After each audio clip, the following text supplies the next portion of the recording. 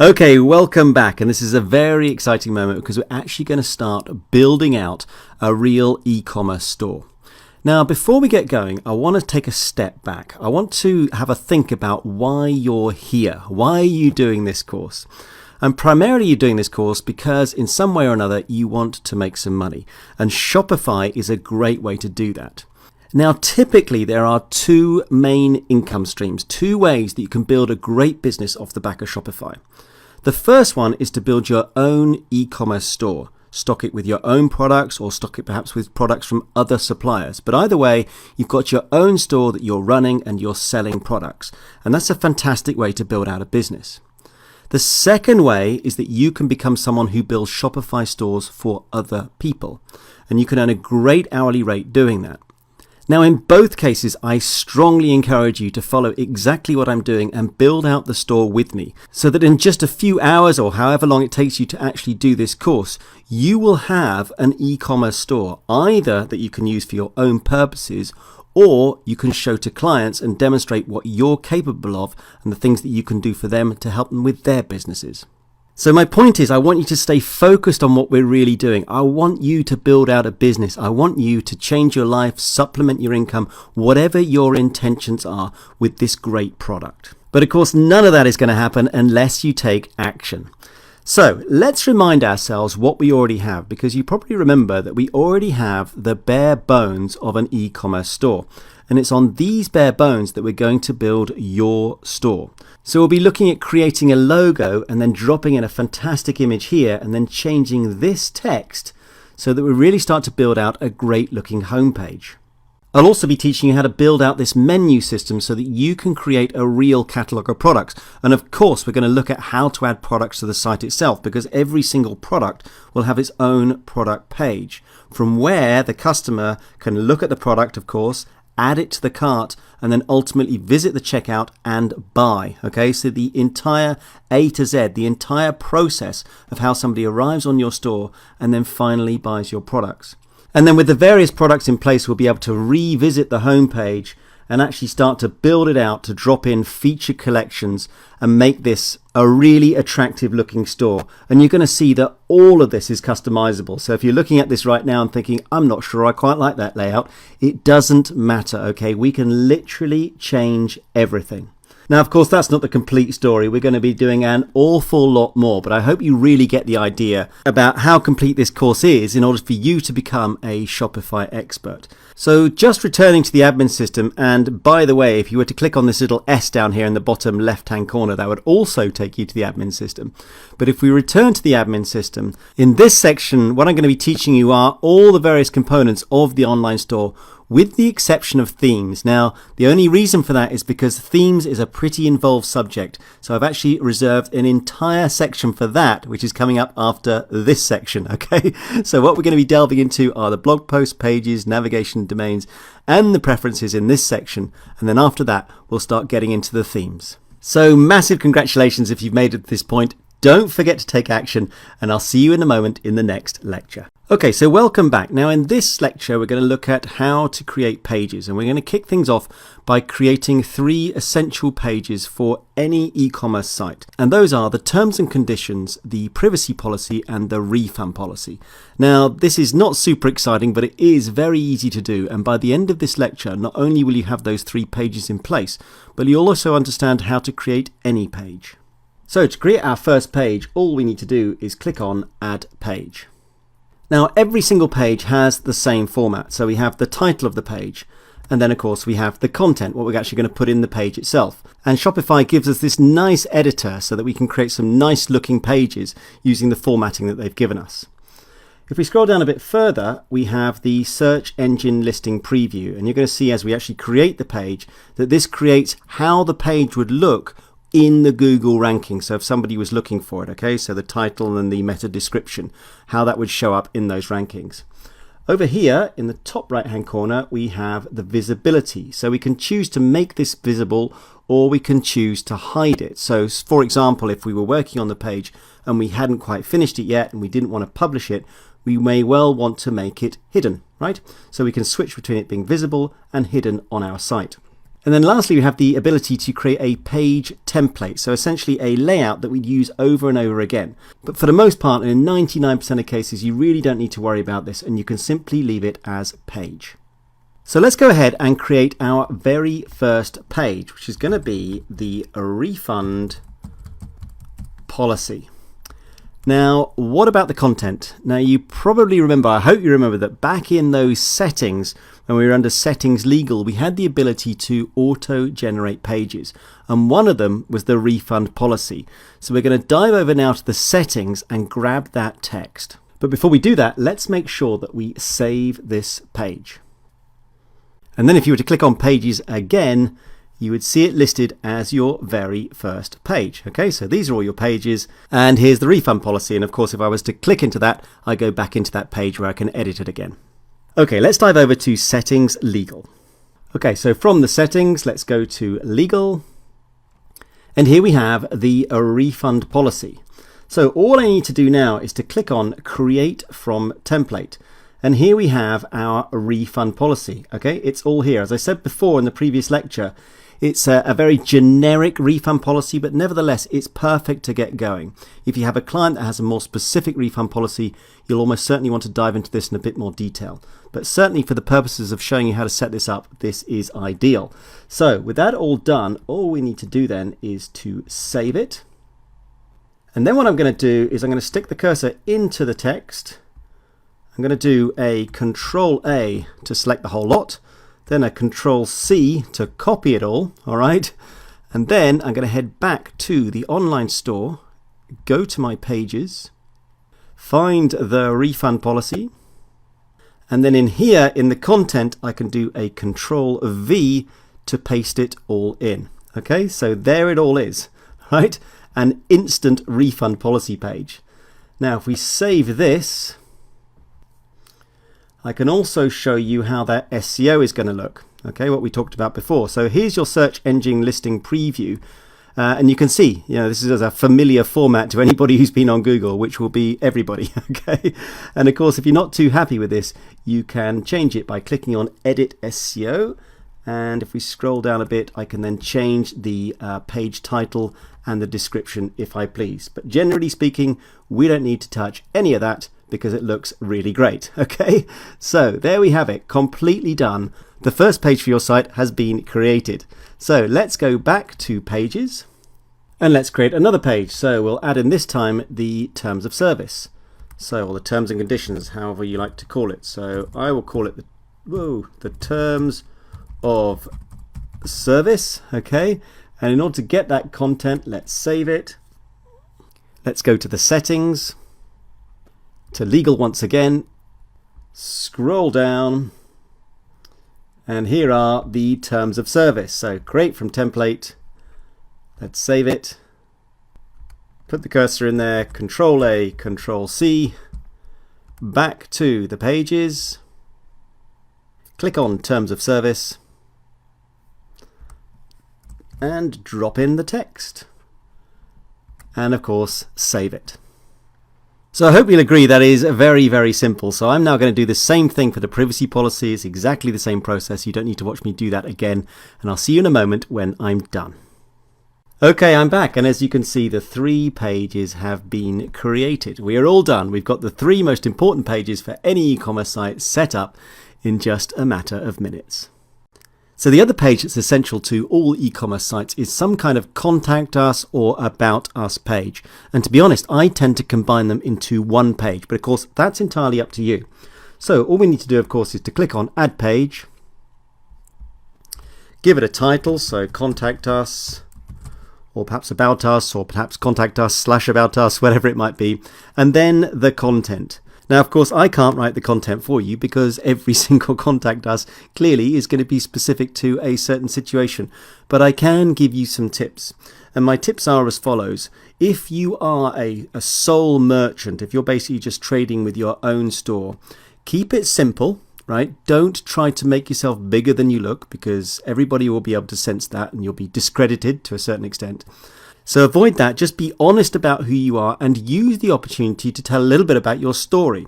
It's a great way, the Contact Us page and the About Us page, to connect with potential clients. Many people miss this because they will go to those pages. I guarantee it. Most people visiting your site are going to go to the Contact Us page at some point.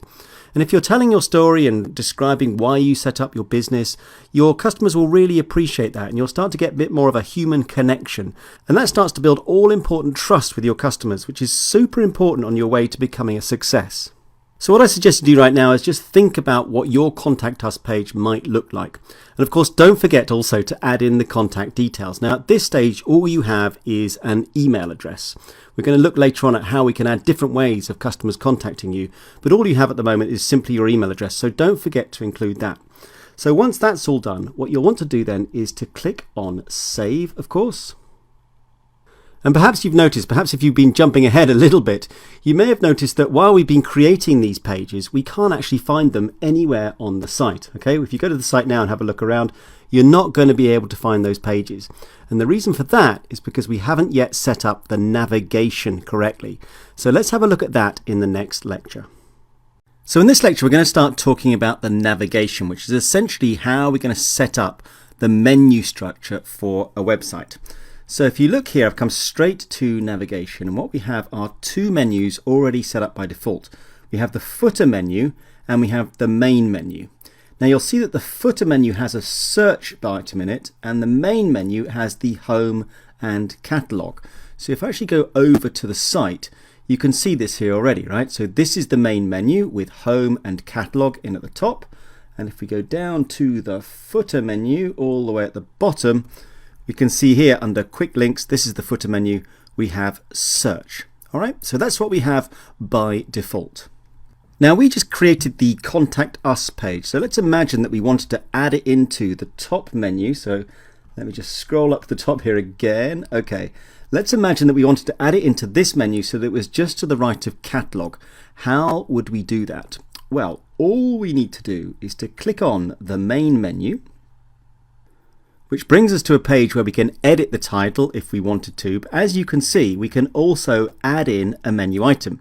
So if I click on Add Menu Item, I get the option to add in a menu item, as you would expect, and I can give it a name, and then I can link it to an existing page and other things, and those other things will become clear as we go through the course. But right now, we're just talking about linking it to an existing page. So just to demonstrate how this works, let's imagine that we name it something like Need Help ? Okay, which is going to lead to the Contact Us page. I just want to demonstrate that we can write any name that we want up there, and that's what's actually going to appear in the menu. And then if I come down here and I just click in this link area, I get various options, and one of them is pages. So if I select pages, I'm going to see the pages that I've created. You recognize these now, I'm sure. So if I just select Contact Us and then click on Add, now I've added a menu item called Need Help to that top menu item. So if I click on Save now, and then go back to the site and refresh, you're going to see, and there we go, we have now Need Help. And if I click on that, it will take us to the Contact Us page, which for you is going to have lots of lovely description in there. So let's head back now to the main menu again. Now I want to show you that you can, if you want to, slide these things around. So if I wanted to have Need Help as the first menu item, I could, whoops, didn't quite do it that well, but I just literally pick it up and slide it, there we go, so that it's first in the list. Okay, so it's super, super easy to use. Equally, if I want to edit it anytime, all I need to do, of course, is click on the Edit button, which is going to take me back to where I was, or I can delete it. So this, like all of Shopify, is so great because it's just simply point and click. You don't need any technical skills. That's what I always say about Shopify. If you can use a browser, you are good to go. And that really is the case. That is where so much of the power of this system lies. So let me just drop it back down to where I want it. There we go. And let's save it again. Okay, now if we come back out of here, of course it's going to be now a very similar procedure for the footer menu. So let's go into the footer menu. We've only got search in there as we know, but we can now add in, for example, the terms of service. And then we can link it to the page which is the terms of service. And we can add it. And then we can do the same thing for the privacy policy.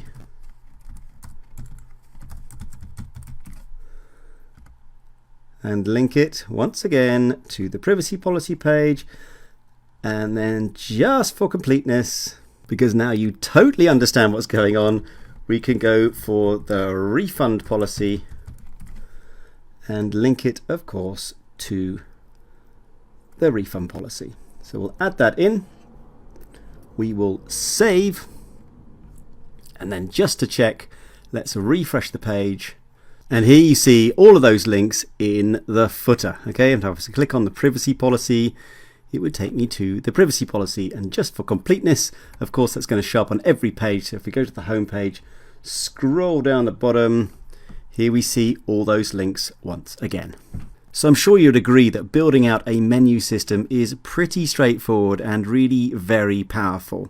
So what I suggest you do now is you build out the menu system for your site. And as I said before, we will be revisiting this throughout the course because there's plenty more things that I want to show you to build out the best possible navigation system you can. So let's now have a look at domains, which of course is where your site is ultimately going to live. Now, why do we even need a domain? Well, if we visit the store, you can see that it's hosted at timecommerceexpert.myshopify.com. And that's what we call a subdomain. The main domain is My Shopify. So it's actually hosted on My Shopify. And that's absolutely fine while we build out the store during this free trial period. But you can't build a professional store on a subdomain of My Shopify. It's simply not professional. What we would ultimately have in this case, the best example would be timecommerceexpert.com. That would be where my site would want to live. And in order to do that, I would need to buy a domain. And in fact, I have two options. I can either buy a domain or I can connect an existing domain. So I can buy a domain through Shopify if I want to, or if I have a domain that I already own or I've bought elsewhere, I can then connect it into my Shopify store. Now, if all that sounds confusing, don't worry, because we will be coming back to this later on in the course when we look to actually choose a Shopify plan and build out a store for real. So another super cool feature of Shopify is that it has a built-in blog. And a blog can add great value to any e-commerce site. So let's imagine you are building out a store based around dog products. You could write a blog that could add all kinds of value, teaching people, for example, how to train their dogs, how to feed their dogs, all kinds of great related stuff, so that when people came to your store, they see you as an authority. They really see you as a point of reference. And that's what gets people to stay in business, to know, like, and trust you, and to keep coming back and buying your products. Now, I'm not saying that a blog is essential, but if you have the time for it, or if your customer has the time for it, it's definitely worth considering. So creating a blog in Shopify is super straightforward. All we need to do is click on Create Blog Post. And then we get a page that looks not dissimilar to when we were creating pages for the site, if that's not confusing. Now you'll notice that we're creating a blog post because by default Shopify gives us a blog called News. Okay, so initially when we create this blog post, it's going to go into our news blog. Okay, you're going to see how this works in a minute. So you can see from this page that, as I said, it's quite similar to what we had when we were creating a page. So we have the title, we have the content, we have the visibility, which by default is hidden. Okay, so let's just make that visible right now so that it will show up. And we also have the search engine listing preview. Now, in addition to that, we have an excerpt that we can add, which is going to show up on the news homepage. We can also upload an image, should we want to make things look really pretty, and we can associate an author with our blog post itself or with a blog. Okay, so let's just scroll up here for the moment and let's put some details in here just to try and bring this thing to life a little more. So let's be really imaginative and call this my first blog post. Okay, for the content I'll put in my first blog content, and then for the excerpt, I think you've probably guessed what I'm going to put in here. Yep, I'm going to put in my first blog excerpt. All right, we'll leave the image because I think you get the idea of that already. And at the moment, I'm the only author, so that all works just fine. So let's just scroll up and save this. So that's created, which is great, but much like the pages, we're not going to be able to find this until we add it into our menu system, into our navigation system. So let's go back there. Let's click on navigation. Let's add it into the main menu. And what we'll do is we'll click on add menu item. We will call this our blog. And then we're going to link it to the blogs, which, as I say, by default was the news blog. So let's add that, save it, and now let's go back to the site and refresh, and hopefully it's all going to make sense. Okay, so we have our blog appearing on the right hand side up here in the top menu, as we would expect. If we click on our blog, it takes us to my first blog post, and here's my excerpt. Okay, this is what's going to be showing on the news homepage, right? So a little excerpt of what my blog is about, and if that was enticing enough, they would click on read more, and it would take them to my first blog content. So I really hope that brings it to life, and you can really see how simple the system is to create a blog on any Shopify store. Now, just for completeness, let's go back to the admin system and click on blog posts. You'll see your blog post building up. And of course, if I want to edit that blog post at any time, I just need to click on this. Now, I can also from here manage comments on my blog. So what I really want to show you here was the fact that the blog post sits under the news blog by default. And if I click on this, you can see how those comments are managed. So not only can we change the title of the blog from news to something more imaginative if we wanted to, but we can also say whether the comments are disabled, whether they're allowed pending moderation, or if they're allowed and published automatically. All the things that you would normally expect with any blog. And just for completeness, if you're just wondering what this feed burner URL is, that's simply a service which would allow our blog post to be published on another site, a subscription site, automatically. But right now that's really not relevant. What I want you to bear in mind, or realize in fact, is that Shopify provides us with a complete blogging system right here by default within your store. So as we progress through the course, we're going to start building out an actual e-commerce store so that you can learn every aspect required in order to build out a fantastic Shopify business and give you all of the skills should you want to build your own store or indeed become a Shopify expert offering your services to help people build their stores. And the store that we're going to build out, the demo store if you like, is going to be a store selling dog products. So if you've done any of my courses, you know that's very much a go-to for me. And the reason for that is it's just something that everybody understands, wherever you are in the world. And I bring that up now because in the preferences is pretty much the first step that we want to take, because here we can define the title and the meta description, which basically controls how the site is going to be shown in the Google listings or indeed any other search engine. Now I want to point out straight away that this doesn't mean that it's going to be instantly found in the listings. It simply gives us control over how that's going to look. So I've decided to call this site Daily Dog Delights, all right? So quite amusing, not brilliant, I must say, but nevertheless, it gives me the opportunity to demonstrate exactly how all this works. So for the title, we could include something like Daily Dog Delights, and then a little pipe here is always good, and then Daily Treats for Every Dog Lover. Okay, so that's what's going to appear in the title, that bit that you click on in the Google rankings. And the point with this title is that you just want to get straight to it. You don't want to have any fluff. You want to say exactly what your business is about. And then for the description, I could write something like this. Okay, so Daily Dog Delights offers daily delights and treats for every dog lover. So pretty much repeating what was in the title. Our site is packed with fabulous products from nutrition to toys, with new products added every day. Drop by our store and enjoy browsing our fabulous range. You'll be glad you did. Okay, so just some simple text enticing them to visit our store. Now, many years ago, back in, I'd say probably 10 to 15 years ago now, when we used to do a lot of SEO, these titles and descriptions make a big difference to how your shop was going to show up in the search engine rankings.